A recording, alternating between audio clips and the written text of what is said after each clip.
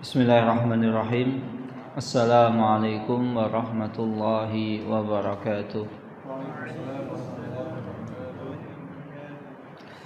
Bismillahirrahmanirrahim. Wassalatu wassalamu ala Rasulillah wa ala alihi wa sahbihi wa man tabi'ahum bi ihsanin ila yaumiddin, amma ba'du. Allahumma sahli sadri wa yassir li amri wahlul 'uqdatam min lisani yafqahu qawli. Allahumma inna nas'aluka ilman nafi'an wa rizqan tayyiban wa amalan mutaqabbalan. Allahumma alimna ma yanfa'una wa zidna ilman wal huda wat tuqa was salaha ya rabbal alamin.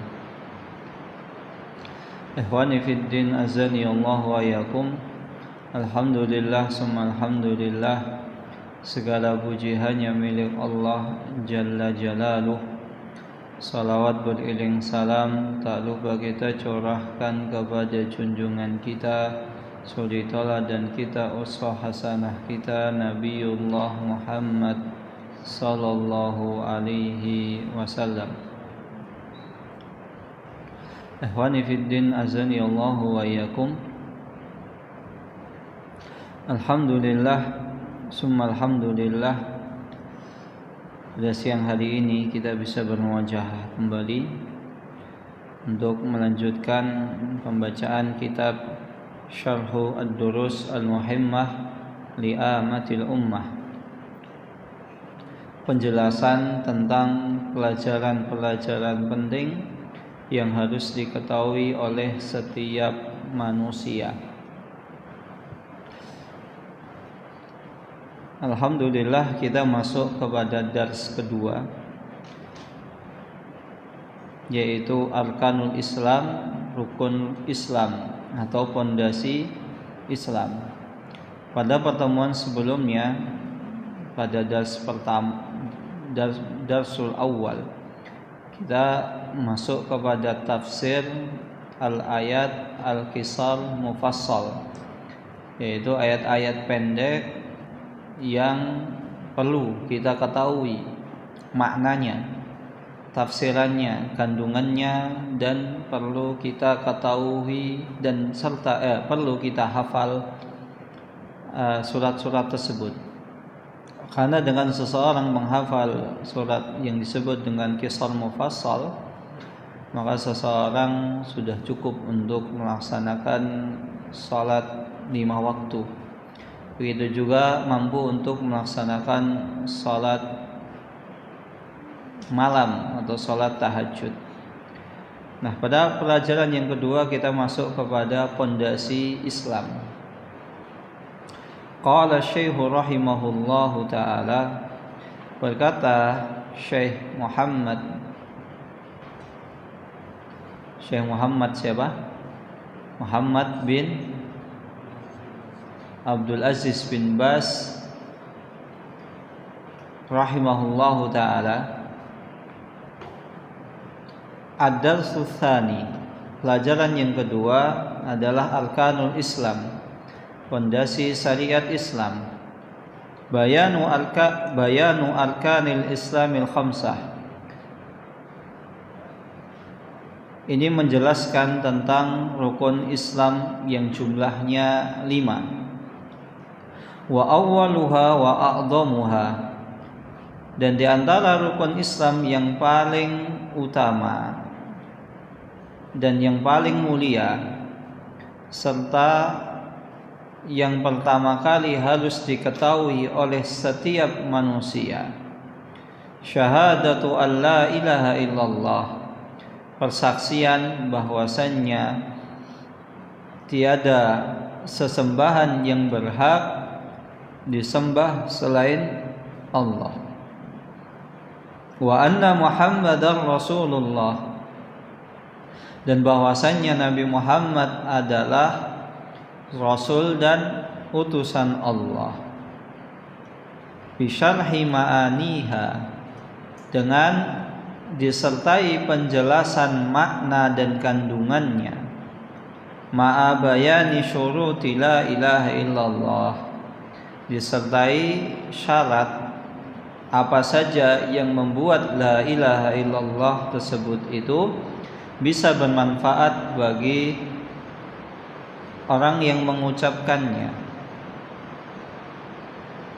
Wa maknaha la ilaha, adapun makna la ilaha nafiyan jami'a ma yu'badu min dunillah. Makna la ilaha adalah menafikan atau meniadakan setiap apa yang disembah selain Allah. Artinya sesembahan selain Allah itu tidak dianggap sebagai sesembahan yang berhak untuk disembah. Kita mengetahui ada banyak sesembahan di muka bumi ini. Orang Nasrani memiliki sesembahannya sendiri. Begitu pula orang Yahudi. Orang Hindu dan Buddha mereka juga memiliki sesembahannya mereka sendiri. Namun bagi umat Islam, satu-satunya Tuhan atau sesembahan yang berhak dan layak untuk disembah hanya Allah Subhanahu wa taala. Selain Allah Subhanahu wa taala itu adalah sesembahan yang tidak berhak, tidak layak untuk kita sembah, tidak layak untuk kita agungkan, tidak layak untuk kita hormati. La ilaha illallah, kecuali Allah. Musbitan al-ibadata lillahi wahdahu la syarikalah. Karena apa? Bagi seorang muslim, ia hanya menyembah Allah Subhanahu wa taala saja. Seorang muslim hanya menganggap Allah adalah satu-satunya sesembahan yang berhak disembah. La syarikalah, tidak ada tandingan. Maka bagi seorang muslim, apapun itu sesembahannya, maka dianggap itu adalah sesembahan yang batil. Dan ini adalah akidah seorang muslim, bukan masuk kategori misalnya ini sara atau melanggar HAM, hak asasi manusia. Tapi ini akidah yang harus dipegang oleh setiap muslim. Agama selain Islam itu adalah sesat dan tidak dibenarkan oleh Allah. Sebagaimana keyakinan orang selain muslim, non-muslim, mereka menganggap agama selain apa yang mereka anut adalah agama yang sesat. Maka setiap pemeluk memberikan gelar kepada pemeluk yang lain. Orang muslim memberi gelar kepada non-muslim kafir. Begitu pula orang Nasrani mengatakan selain orang yang beragama Nasrani, maka mereka adalah domba yang tersesat. Begitu juga Yahudi, selain agama Yahudi adalah anak buahnya iblis. Maka ini adalah suatu hal yang harus diyakini, bukan termasuk syarat. Karena bentuk seseorang meyakini bahwasannya apa yang dianut adalah kebenaran, maka menganggap selain itu adalah salah. Tidak seperti yang digaungkan oleh orang-orang liberal. Orang liberal mengatakan semua agama benar, semua agama masuk surga, semua agama Tuhannya sama. Nah, bagaimana mungkin kalau Tuhannya sama? Bagaimana Rasulullah SAW mendakwahi orang Nasrani dan Yahudi? Orang kafir Quraisy saja mengakui bahwasanya Allah adalah Rabb mereka, sesembahan mereka. Tapi di sisi lain orang Quraisy menyembah selain Allah, meminta kepada selain Allah, beribadah kepada selain Allah. Rasulullah SAW tetap mendakwahi mereka. Maka bagaimana lagi yang berbeda? Ini harus diyakini. Ini tidak mengandung sara dan tidak melanggar hak asasi manusia. Namun sikap kita kepada seseorang yang beragama selain muslim, kita tetap menghormati mereka. Selama mereka tidak mengganggu kita, tidak memberi mudarat kepada kita, maka kita dilarang untuk mengganggu mereka. Silahkan mereka beribadah di tempat ibadah mereka masing-masing. Selama mereka tidak mengganggu kaum muslimin, maka kita juga tidak mengganggu mereka. Namun kita sebagai seorang muslim harus memiliki akidah, harus memiliki keyakinan bahwasanya apa yang mereka sembah, apa yang mereka sujudi itu adalah sesuatu yang salah. Asyarhu, berkata Syekh Abdul Razak bin Abdul Muhsin Al-Abbad hafidhahumullahu ta'ala, al-islamu lahu arkanun la yaqumu illa 'alaiha.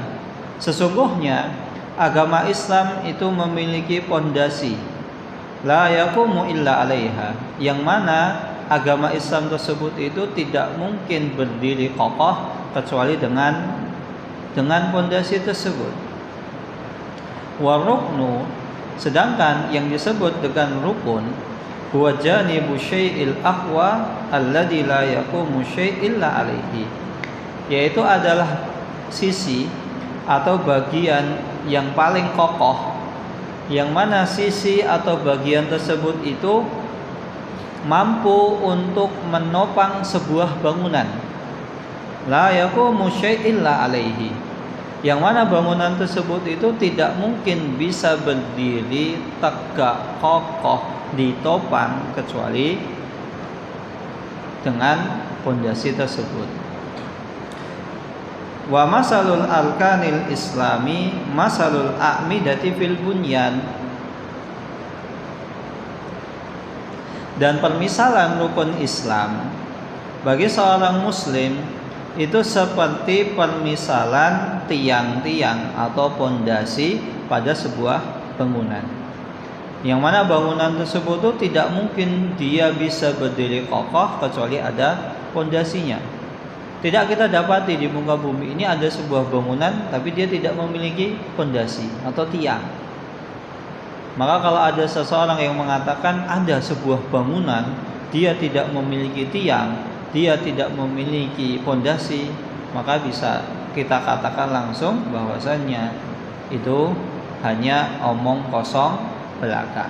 Tidak mungkin. Tidak ada di muka bumi ini bangunan yang tanpa ada tiangnya atau pondasinya. Semua membutuhkan tiang dan pondasi. Sebagaimana sebuah bait, sebuah syair, wal baitu la yubtana illa bi a'midatin, yang dimaksud dengan sesungguhnya wal bait, dan rumah itu adalah sesuatu bangunan, la yubtana illa bi a'midah, yaitu rumah itu adalah bangunan yang disusun di dalamnya pondasi-pondasi. Wala imada idza lam tar'as autad, dan namanya pondasi itu tidak akan disebut sebagai pondasi kalau di atasnya itu tidak ada penopang. Di atasnya tidak ada penopang atau sesuatu yang bisa menyangga. Itulah rumah. Rumah itu tidak akan bisa disebut rumah kalau nggak ada pondasinya, kalau tidak ada tiangnya. Tidak mungkin ada rumah kalau nggak ada pondasi atau tiangnya, karena jelas rumah tersebut pasti akan segera roboh. Fa'arkanul Islam, maka yang dimaksud sebagai rukun Islam, da'aimuhu wa a'midatuhu, yaitu adalah penopangnya dan pondasinya. Wa jawanibuhul aqwa allati la yaqumul Islam illa 'alaiha, dan yaitu bagian atau sisi yang paling kuat, yang mana Islam tersebut itu tidak mungkin berdiri kokoh kecuali dengan rukun-rukun tadi. Maka rukun Islam gunanya adalah sebagai penopang Islam. Wal Islamu, sedangkan yang dimaksud dengan Islam adalah al-istislamu lillahi tabaraka wa ta'ala, yaitu seseorang berserah diri kepada Allah Subhanahu wa ta'ala bitauhid, dengan tauhid. Maka seseorang berserah diri kepada Allah itu dengan tauhid, dengan mentauhidkan Allah, menyembah hanya kepada Allah, mengesahkan Allah, meniadakan tandingan bagi Allah Subhanahu wa taala. Itulah Islam. Kalau ada orang menyembah kepada selain Allah, menyembah Allah tapi juga menyembah kepada selain Allah, maka orang tersebut tidak bisa dikatakan orang Islam. Atau kita katakan orang tersebut KTP-nya Islam, tapi perilakunya atau tindak tanduknya bukan tindak tanduk atau perilaku orang Islam. Faman aba ayyastaslima lillahi fahuwa mustakbir. Kalau seandainya ada seseorang yang dia tidak mau berserah diri kepada Allah Subhanahu wa taala, maka kita katakan orang tersebut orang yang sombong. Kita ini beribadah kepada Allah Subhanahu wa taala itu sejatinya tidak butuh alasan. Harus sudah beribadah kepada Allah Subhanahu wa taala. Sebagaimana kalau seandainya saya tanya kepada antum ini warnanya apa? Warnanya putih. Warnanya putih, semua sepakat? Sepakat. Kalau misalnya ada orang yang mengatakan ini warnanya bukan putih, apa jawaban antum? Orang yang halu. Itu orang halu. Dan antum untuk mengatakan tisu ini warnanya putih, tidak butuh alasan. Nggak harus misalnya saya baru mau mengatakan tisu ini putih kalau misalnya ada orang yang membayar kepada saya sekian, atau saya baru mau mengatakan tisu ini putih kalau saya dapat feedback, dapat manfaat dari saya mengatakan tisu ini putih. Jelas ya, ini tisu putih. Tidak butuh alasan untuk mengatakan ini tisu warnanya coklat. Begitu juga kita menyembah kepada Allah Subhanahu wa taala, tidak butuh alasan. Tidak butuh kalau saya baru mau menyembah Allah, kalau Allah itu ngasih saya rezeki. Saya baru mau menyembah Allah Subhanahu wa taala kalau Allah Subhanahu wa taala itu mengabulkan doa saya. Karena memang Allah Subhanahu wa taala ada sang pencipta, layak untuk diibadahi, layak, enggak butuh alasan. Begitu juga dengan sholat. Sholat itu siapa yang memerintahkan? Allah. Maka tidak ada alasan saya nggak mau sholat kalau saya masih miskin. Nggak ada alasannya. Saya baru mau sholat kalau saya kaya. Nah, sebagaimana tisu ini putih. Antum nggak butuh alasan untuk mengatakan tisu ini nggak putih.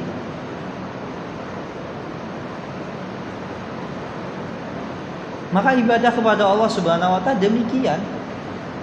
Tidak butuh alasan. Semua manusia itu mengakui Allah yang menciptakan kita, Allah yang memberi rezeki kita, Allah yang mematikan kita. Cukup satu, Allah memberi rezeki. Layak nggak kita ibadahi? Layak.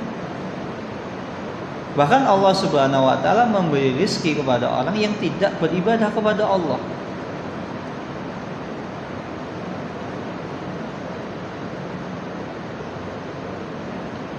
Maka seseorang yang tidak mau beribadah, berserah diri kepada Allah, maka orang tersebut itu sombong.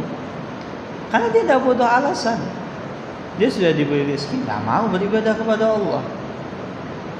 Dia sudah hidup, ditakdirkan untuk hidup di muka bumi ini. Dia diciptakan sebagai manusia, makhluk yang paling sempurna. Kemudian untuk beribadah kepada Allah tidak mau, sombong maka orang demikian. Wa man istaslama lillahi ta'ala wa li ghairihi fa huwa musyrik. Begitu, dan barang siapa yang dia berserah diri kepada Allah dan juga kepada selain Allah, maka orang tersebut dikatakan orang yang musyrik, orang yang menyekutukan Allah Subhanahu wa taala. Maka tadi kita tidak butuh ya baru mau mengatakan tisu ini putih kalau saya dapat ini dan itu. Begitu pula orang yang musyrik, dia menyembah kepada Allah tapi juga menyembah Allah. Sama saja Allah Subhanahu wa taala diduakan. Kita hidup di dunia ini, kita diduakan itu sakit. Apalagi seorang perempuan ketika dipoligami sakit.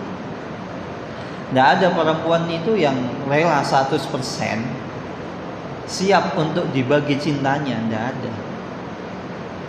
Buktinya apa? Ada kecemburuan di antara mereka. Istri Nabi, wanita yang paling mulia, itu saja cemburu. Maka syariat poligami itu diterima dengan syariat, karena sebab syariat. Allah Subhanahu wa taala memutuskan, pasti Allah Subhanahu wa taala sudah membuat aturan. Tinggal mungkin ada oknum-oknumnya ketika menjalankan syariat poligami, itu memang ada sebagian yang nggak adil dan banyak juga. Tapi bukan berarti Allah Subhanahu wa taala menakdirkan memberi syariat poligami itu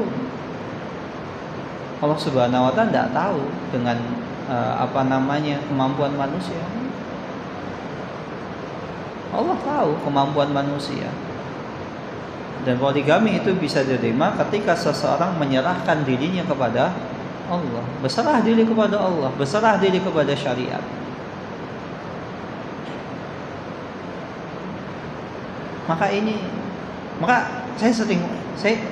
Kami sering mengatakan begini.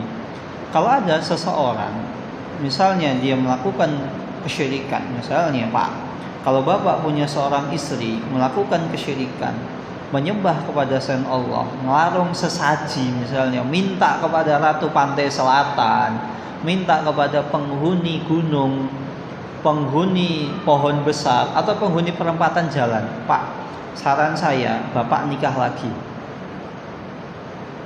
Kenapa? Biar tahu bagaimana rasanya diduakan. Nah, sejak saat itu akhirnya perempuan akan menggunakan akal dan perasaannya. Oh ya, diduakan itu tidak enak. Nah, begitu juga Allah mengatakan ud'uni astajib lakum. Berdoalah kepadaku, mintalah kepadaku, akan aku kabulkan. Kok ada manusia yang minta kepada ratu pantai selatan? Padahal kalau seandainya seseorang misalnya berburu di pantai selatan, kemudian nemu ratu pantai selatan misalnya kena jaring, tangkap, sembelih, halal dimakan.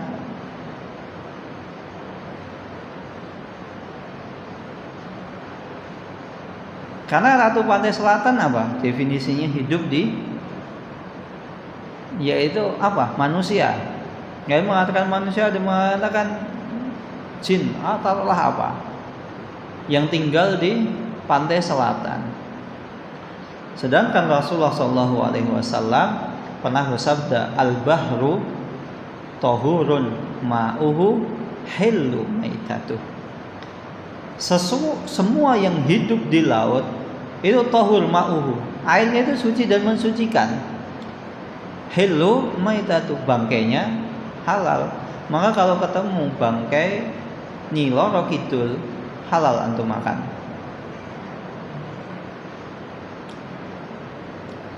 Wa bihadza yu'lamu anna al-islama yudaduhul amrani al-istiqbal wasyir. Maka oleh karena itu kita bisa mengetahui bahwasannya dua hal yang bertolak belakang dengan syariat Islam adalah al-istiqbal, sombong, dan menyekutukan Allah. Maka orang yang sombong, orang yang tidak mau mengakui kelemahannya, orang yang tidak mau tunduk kepada Allah Subhanahu wa taala. Wal Islamu yaqumu ala arkanin khamsatin, dan rukun Islam dibangun di atas 5 perkara. Bayyanahan Nabi sallallahu alaihi wasallam, yang mana telah dijelaskan Rasulullah sallallahu alaihi wasallam fi hadis Ibni Umar, pada hadis Abdullah ibnu Umar radhiyallahu taala anhuma. Innal Islam, sesungguhnya agama Islam, bunya ala khamsin, dibangun di atas 5 perkara. Dan ada hadis juga yang diriwayatkan oleh Imam Bukhari dan Muslim dengan lafaz yang lain, dengan hadis yang kita sudah masyhur, yaitu bunyal Islamu ala khamsin. Dan tentang rukun Islam ini ada lafadz redaksi, lafadznya memang ada beberapa. Karena terkadang hadis-hadis itu bukan hanya satu lafadz, karena ada beberapa lafadz yang mana hadis ini saling menguatkan dengan satu dengan yang lainnya. Maka tidak jarang ada sebuah hadis yang lemah, kemudian ada hadis yang lain yang menguatkan atau yang senada dengan hadis tadi. Maka hadis tadi yang awalnya lemah jadi misalnya hasan li ghairihi, bisa naik derajat karena banyak syawahid, banyak penguatnya. Nah, dan hadis ini adalah hadis yang sahih. Syahadati an la ilaha illallah, yaitu seseorang bersaksi bahwasanya tiada sesembahan yang berhak disembah selain Allah. Wa iqamis salat, dan seseorang mendirikan salat. Artinya salat itu didirikan. Salat itu didirikan. Namanya didirikan, dilaksanakan sebagaimana mestinya. Waktunya, rukunnya, syaratnya, dan ketentuannya itu harus sesuai. Wa ita'iz zakat, dan seseorang menunaikan zakat. Wa siyamir Ramadan, dan berpuasa pada bulan Ramadan. Wal hajjil bait, dan seseorang berhaji ke kota suci, ke Mekah dan Madinah. Dan jika kita perhatikan di sini, rata-rata ibadah di sini yang berkaitan dengan harta itu hanya dua, yaitu ibadah haji dan bayar zakat. Sedangkan sisanya seperti syahadat, mendirikan salat dan berpuasa itu tidak berkaitan dengan harta. Tidak berkaitan dengan harta. Maka tidak tepat seseorang saya mau beribadah kepada Allah kalau saya kaya. Padahal secara umum ibadah, amal soleh itu nggak membutuhkan harta. Amal soleh atau ibadah yang diwajibkan, yang membutuhkan harta hanya zakat. Kalau seandainya seseorang tidak mampu bayar zakat, ya dia menerima zakat. Tidak mampu untuk bayar zakat, dia menerima zakat karena dia miskin misalnya, tidak mampu. Wal hajjul bait, dan haji itu hukumnya adalah wajib bagi siapa? Yang mampu. Artinya kalau dia tidak mampu, ya nggak wajib. Tapi kemampuan haji ini kan sebenarnya bisa diusahakan. Tinggal kita mau atau tidak. Maka ada sebuah selebaran, haji itu bagi yang mau, bukan mampu. Karena kemampuan itu bisa diusahakan. Bisa dibuktikan banyak orang itu beli rumah mahal, tapi nggak bisa haji. Mampu nggak kira-kira orang beli rumah 1 miliar misalnya, tapi dia belum haji, sejatinya kan dia mampu. Sedangkan membeli rumah nggak ada dalil yang melandasi kamu harus beli rumah. Seseorang wajib punya rumah? Enggak. Seorang wajib haji? Iya, dalilnya ada. Maka kalau ditanya lebih bagus mana, beli rumah atau haji? Haji dulu. Karena haji wajib, beli rumah tidak wajib. Beli rumah wajib itu ketika apa?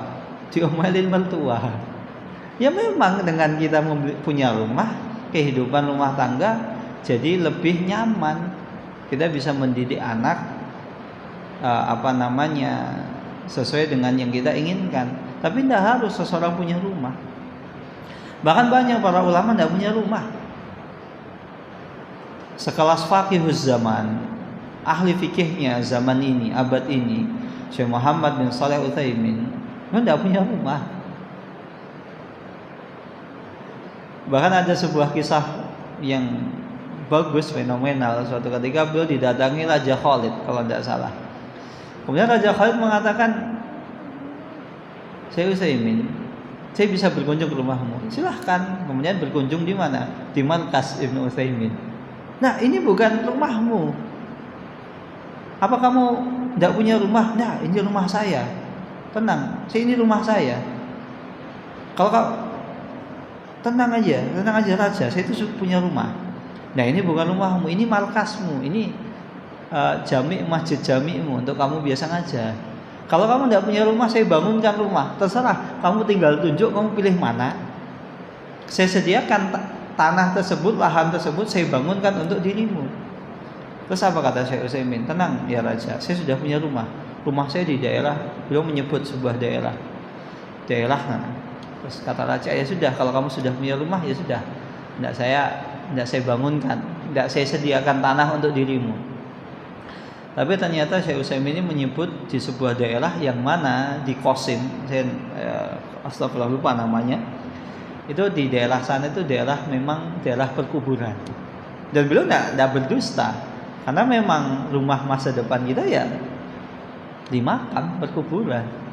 Sedangkan rumah yang kita bangun selama ini ya hanya rumah sementara, bukan yang akan kita tinggali selamanya. Banyak ulama tidak punya rumah. Jadi tidak usah khawatir. Maka kalau antum punya rezeki, nabung dulu untuk haji. Nabung untuk haji. Apalagi bagi pasangan muda setelah nikah, tabung buat haji. Rumah itu bisa ngontrak. Ya walaupun kontrakan setiap tahun naik, tidak masalah. Tapi ini bentuk semangat kita dalam menjalankan syariat. Haji dulu baru beli rumah. Fahadal khamsatu arkanun lil islami wa a'midatun la yaqumu illa 'alaiha. Maka 5 hal ini adalah rukun atau pondasi Islam. Wa a'midatun la yaqumu illa 'alaiha. Yang mana tiang Islam tersebut itu tidak mungkin bisa berdiri kecuali dengan 5 hal tadi. Maka kalau ada seseorang yang tidak melaksanakan rukun Islam, maka ada seperti bangunan, maka bangunannya tidak akan kokoh. Mudah terombang-ambing, mudah kena syubhat, mudah kena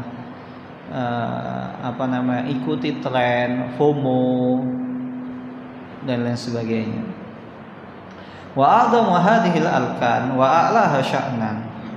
Dan rukun yang paling utama dan yang paling tinggi di sisi Allah Subhanahu wa taala dari 5 rukun Islam ini, syahadatu alla ilaha illallah wa anna muhammadar rasulullah, adalah mengakui bahwasannya tiada sesembahan yang berhak disembah selain Allah dan bahwasannya Nabi Muhammad adalah utusan Allah. Walihada qaddamaha alaihi as-salatu wassalam fil hadis. Maka oleh karena itu dalam hadis disebutkan yang pertama kali adalah syahadat dibanding rukun-rukun Islam yang lain. Faqala buniyal islamu ala khamsin. Agama Islam itu dibangun di atas 5 perkara. Seseorang mengakui, bersaksi bahwasannya tiada sesembahan yang berhak disembah selain Allah, wa anna Muhammadar Rasulullah, dan bahwasannya Nabi Muhammad adalah Rasul dan utusan Allah. Fasyahadatani lillahi bil wahdaniyati wa linabiyhi sallallahu alaihi wasallam bil risalati huma a'dhamu arkanil Islam. Maka persaksian seseorang kepada 2 hal. Pertama, keesaan Allah, tunggalnya Allah, otoritas Allah Subhanahu wa taala itu tidak bisa diganggu. Hak prerogatif Allah itu tidak ada yang bisa ganggu. Allah Subhanahu wa taala mau berkehendak apapun, tidak ada yang bisa menolak, tidak ada yang bisa mencegah. Fa'alu lima yurid. Allah Subhanahu wa taala melakukan apa saja yang Allah Subhanahu wa taala kehendaki. Tidak ada orang yang bisa membantahnya, bisa memalingkannya atau bisa menangkalnya, tidak bisa. Dan persaksian bahwasanya Nabi Muhammad adalah utusan Allah, risalah. Huma a'dhamul arkanil Islam, ini adalah 2 rukun, ini 2 hal yang paling penting dalam rukun Islam. Maka seseorang ketika dia mengucapkan la ilaha illallah, syahadat wa anna Muhammadar Rasulullah, maka orang tersebut dianggap sebagai orang yang masuk Islam, orang yang beragama Islam. Sedangkan kalau seandainya seseorang tidak pernah bersyahadat, tapi misalnya sholat atau puasa, belum tentu dia seorang muslim. Karena di agama yang lain ada sholat.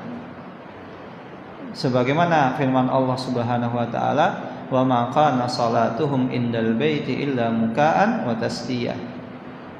Adapun salat mereka di sisi Allah Subhanahu wa taala illa muka'an, yaitu muka'an, apa itu muka'an? Tepuk tangan dan bersiul-siul. Dan puasa kita dapati ada sebagian penganut agama non-muslim, agama lain, mereka juga berpuasa. Bal huma aslud dini wa asasuhu alladhi alaihi yubna. Dan syahadat ini adalah, keduanya adalah asal, pokok penting agama ini dan pondasi yang berdiri di atas keduanya agama Islam. Wala ilaha illallah, dan la ilaha illallah hiya a'dhamul kalimat alal itlaq. La ilaha illallah adalah seutama-utamanya kalimat alal itlaq, secara mutlak. Kalimat yang paling utama di sisi Allah adalah la ilaha illallah. Wa afdaluha wa ajalluha, dan yang paling utama dan paling mulia. Wa hiya afdalud dzikri, dan dia adalah sebaik-baik zikir. Maka sebaik-baik zikir itu la ilaha illallah. La ilaha illallah, la ilaha illallah, la ilaha illallah. Bukan sholawat, bukan juga istighfar. Memang sholawat, istighfar memiliki keutamaan yang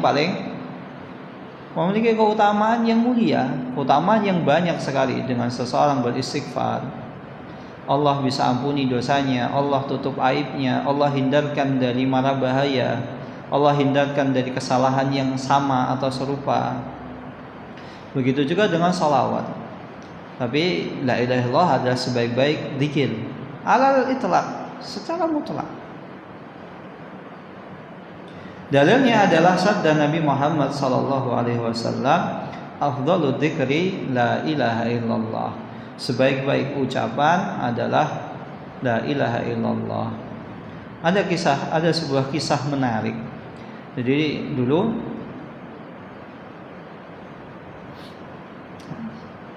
kami punya kawan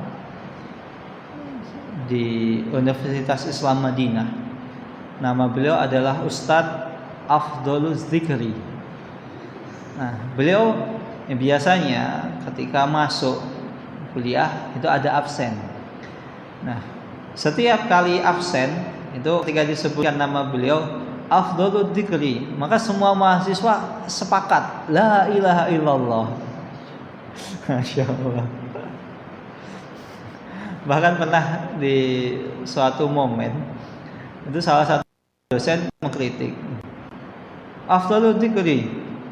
Terus ada Ustaz Afdhalud Dzikri, ana ya Syekh, saya Syekh. La ilaha illallah. Lastanta. sering diisengin, masyaallah. Nah, kita lanjutkan. Wa yaqulu alaihi salatu wassalam, dan Rasulullah sallallahu alaihi wasallam pernah bersabda, khairud du'ai du'a yaumul arafah. Sebaik-baik doa adalah doa pada hari Arafah. Maka salah satu waktu yang mustajab atau sebaik-baik doa adalah doa ketika hari Arafah. Maka tidak heran banyak orang ketika wukuf di Arafah, banyak orang yang titip doa kepada misalnya saudaranya atau tetangganya yang sedang haji, sedang wukuf di Arafah. Bahkan tak jarang jamaah haji itu ketika wukuf di Arafah punya catatan yang banyak, dibuka kertasnya, saya doa Pak Paijo minta mantu yang soleh, Bu Painem minta cucu, Bu Painah minta doa semoga anaknya lolos kedokteran, terus Pak Bejo pengen nikah lagi, Pak ini pengen ini, ada catatannya sampai kertas banyak dibaca. Karena ketika wukuf di Arafah waktunya itu panjang. Biasanya seseorang itu wukuf dari siang sampai sore. Ya udah di situ aja. Ya di situ berzikir, berdoa. Ya kalau capek bisa sambil senderan tidur. Intinya wukuf di Arafah. Dan banyak doa yang bisa dipanjatkan. Setiap unek-unek bisa dilimpahkan. Karena itu adalah sebaik-baik waktu dan tempat seseorang untuk berdoa. Dan tidak jarang ada sebagian, namun ini tidak tepat. Ada sebagian jamaah haji yang nulis status, update status. Saya besok mau wukuf di Arafah. Ada yang mau titip doa? Nah, tidak tepat. Karena sama saja dia memproklamasikan dirinya. Dia pamer, sudahlah. Kalau misalnya dia wukuf di Arafah, ya sudah. Tidak perlu di-update status. Akhi, ana besok mau wukuf di Arafah, ada yang mau titip doa? Atau akhi, ana saat ini sedang berada di depan Ka'bah, ada yang mau titip doa? Tidak perlu di-update status. Akhi, ana lagi umrah, ada yang mau titip doa? Ya tidak usah update status. Kecuali kalau antum misalnya karena kebutuhan travel ya, mau tidak mau ya antum harus di-update, di foto ketika sedang membimbing. Nah, kalau untuk kebutuhan selain itu tidak perlu di-update, tidak perlu antum ngomong, ana lagi di depan Ka'bah, yang mau titip doa siapa? Kalau ada yang mau titip doa ya didoakan. Kalau misalnya banyak orang nggak tahu, tidak usah dikasih tahu. Antum ibadah ya untuk Allah Subhanahu Wa Taala. Jangan antum rusak ibadah antum dengan pamer, dengan update di sosial media. Wa khairu ma qultu ana wan nabiyyuna min qabli, dan sebaik-baik ucapan yang diucapkan, begitu pula ucapan-ucapan atau dzikir-dzikir, perkataan yang paling mulia dari detik ini sampai sebelum para nabi adalah la ilaha illallah wahdahu la syarikalah lahul mulku wa lahul hamdu wa huwa ala kulli syai'in qadir. Bahwasanya tiada sesembahan yang berhak disembah selain Allah dan tidak ada sekutu baginya. Lahul mulku, dan segala kerajaan itu hanya milik Allah Subhanahu Wa Taala. Setiap nikmat walahul hamdu, dan begitu juga setiap pujian, setiap nikmat hanya untuk Allah. Wa huwa ala kulli syai'in qadir, dan Allah Subhanahu wa taala Maha mampu atas segala sesuatu. Walihada yaqulullah taala, maka oleh karena itu Allah Subhanahu wa taala berfirman, wa ma arsalnaka min qablika min rasulin illa nuhi ilaihi annahu la ilaha illa ana fa'budun. Dan telah kami wahyukan dan telah kami utus min qablika, para rasul sebelummu, wahai Muhammad, min rasulin, dari para rasul, illa nuhi ilaihi, yang mana aku wahyukan kepada mereka, aku wasiatkan, aku perintahkan kepada mereka, annahu la ilaha illallah, bahwasanya tiada sesembahan yang berhak disembah selain Allah, fa'buduni, maka hendaklah engkau menyembah Allah. Maka dakwah para nabi dan rasul semuanya sama, mentauhidkan Allah. Dan hujah-hujah orang-orang yang membangkang para nabi dan rasul adalah hujah-hujah yang tidak bisa diterima. Kenapa demikian? Karena tidak mungkin seseorang bisa bersepakat pada sebuah permasalahan yang mana antara generasi satu dengan yang lain itu saling tidak ketemu. Kalau bisa antara nabi dan rasul semuanya tauhid, menyeru untuk menyembah Allah Subhanahu wa taala. Tidak mungkin kalau itu bukan karena sumbernya wahyu. Tidak mungkin Nabi Muhammad dengan Nabi Isa saja itu nggak ketemu. Maka bagaimana mungkin bisa saling kerjasama? Nanti kalau kamu dakwah ngomong ini ya, jawabnya ini. Tidak bisa. Tapi ternyata para nabi dan rasul semua dakwahnya itu satu, tauhid. Wahya subdatud da'watil mursalin, dan ini adalah pokok risalah dakwahnya para nabi dan rasul. Wa khulasatu risalatihim, dan inti dari ajaran yang mereka bawa. Wa awwalu kalimatin yasma'uha aqwamuhum minhum. Dan ini adalah kalimat yang pertama yang didengarkan oleh setiap kaum yang mereka dakwahi. Apa itu? Mentauhidkan Allah. Sama, corak dakwahnya sama. Fa awwalu ma yukhatibunahum. Dan begitu pula la ilaha illallah adalah hal yang pertama kali diserukan oleh para nabi dan rasul kepada mereka. Ubudullah ma lakum min ilahin ghairuh. Sembahlah Allah Subhanahu wa taala, ma lakum min ilahin ghairuh. Tidak ada sesembahan selain Allah Subhanahu wa taala yang berhak untuk disembah. Tidak ada sesembahan, tidak ada yang kalian pasrahi, tidak ada yang kalian bergantung kepada selain Allah yang mampu untuk memberikan apa yang kalian minta. Tidak ada kecuali Allah Subhanahu wa taala. Wa qad nabbaha Syekh, dan Syekh rahimahullahu taala, Syekh Ibnu Baz rahimahullahu taala mengatakan anna hadzal maqam, bahwasanya pembahasan ini maqamu ta'limi syahadataini yuhtaju ila syarhi ma'aniha ma'a bayani syuruti la ilaha illallah. Dan maqam ini, pembahasan ini adalah tentang pembahasan bagaimana cara mengajarkan syahadat kepada setiap orang yang membutuhkannya.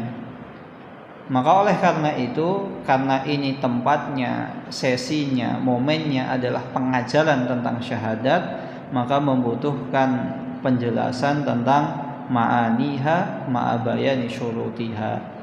Maka butuh untuk dijelaskan apa itu makna la ilaha illallah dan syarat-syaratnya. Dan tadi dengan hadis Nabi Muhammad SAW, la ilaha illallah wahdahu la syarikalah, lahul mulku wa lahul hamdu wa huwa ala kulli syai'in qadir. Setiap kita ini dianjurkan untuk membaca doa tersebut setiap salat sekali.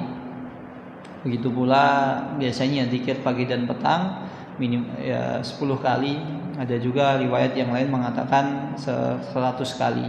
Manfaatnya apa? Maka seakan-akan kita bisa membebaskan budak dari golongan Bani Ismail. Siapa itu Bani Ismail? Ya kita semua. Karena para nabi dan rasul, generasi-generasi setelahnya itu kan keturunan Nabi Ismail semuanya. Umat Islam itu generasinya Nabi Ismail alaihi salam. Wallahu ta'ala alam bisawab. Ini yang bisa disampaikan, kurang lebihnya mohon maaf. Assalamualaikum warahmatullahi wabarakatuh.